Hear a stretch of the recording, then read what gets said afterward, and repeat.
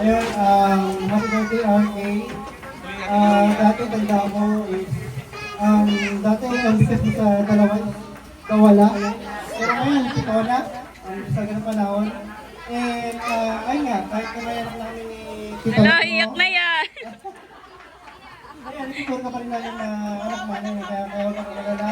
And, ayun, laging open lang yung bahay namin para kung gusto pumunta doon, tumambay, mag-food trip.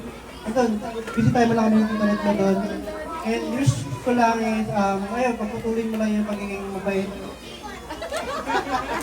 Ayan, saka galing mo sa school, saka lagi ka makinig sa magulang mo. And, ayun, maging modelo ko sa mga anak, sa mga kapatid kong bata sa'yo, lagi mo lang alagaan. Ingatan, ganyan. And, Iyak na. ayun, ayun na lang. Happy birthday sa'yo. Sure pa picture, meron na ba? Okay, palakpakan natin si Kuya. Ayan si...